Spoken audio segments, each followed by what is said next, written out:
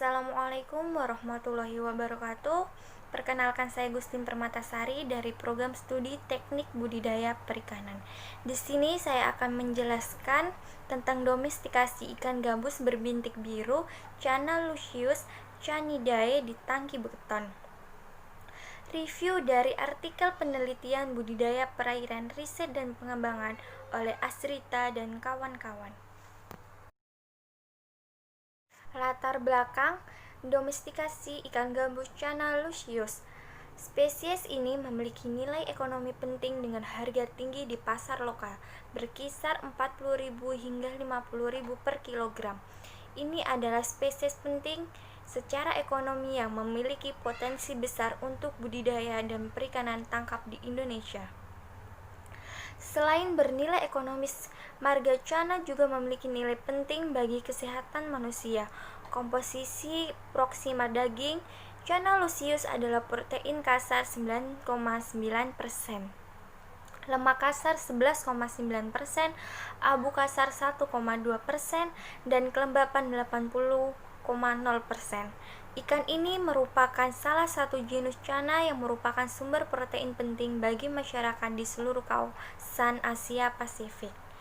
Ikan ini berpeluang melakukan domestikasi karena data besar biologi dan ekologi di alam diketahui, yaitu karnivora pemakan ikan, udang, dan katak. Ukuran ikan jantan lebih besar dari betina. Bahan dan metode domestikasi ikan gabus Channa lucius.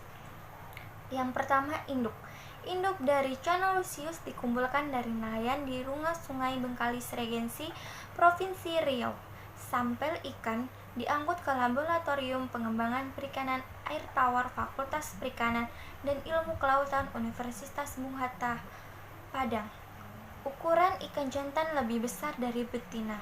Pematangan induk betina pada ukuran panjang standar berkisar antara 245,0 sampai 400,0 mm dan bobot badan antara 156,0 sampai 560,0 gram total fekunditas. Sedangkan pematangan induk jantan pada ukuran panjang standar berkisar antara 260,0 sampai 485,0 mm dan bobot badan antara 112,50 sampai 656,0 gram. Selanjutnya, adaptasi. Induk ikan gabus diadaptasi selama 3 bulan di dalam tangki beton ukuran 0,0 kali 2,0 kali 0,75 meter dengan sirkulasi air volume 6.000 liter air. Air tangki beton berasal dari sumur bor dengan debit 0,1 meter kubik. Suhu tangki beton berkisar antara 26 sampai 28 derajat Celcius. pH 6,0 sampai 7,0. Oksigen terlarut adalah 5,5 sampai 6,0. Selanjutnya, pemberian pakan. Ikan gabus diberi pakan ikan nila ukuran 4-5 cm secara ad libitum. Selanjutnya, pemilihan induk. Setelah 3 bulan dipelihara, dipilih ikan betina sebanyak 16 ekor dengan berat rata-rata 300, kurang lebih 20 gram per ekornya. Semua ikan berada pada germinal physical stadium pertama, pada posisi tengah dan disebar ke dalam 4 petak tangki beton ukuran 200 x 200 x 70 cm. Ketinggian air 50 cm dan pada setiap bak pemeliharaan disediakan kotak kayu ukuran 60 x 40 x 40 cm. 2 unit dilengkapi dengan tanaman air yang berfungsi sebagai tempat pemijahan secara alami. Jumlah ikan betina setiap tangki beton adalah 4 individu, ditambah dengan 2 ekor ikan jantan seberat 500, kurang lebih 50 gram per ekor. Selanjutnya, hormonal treatment.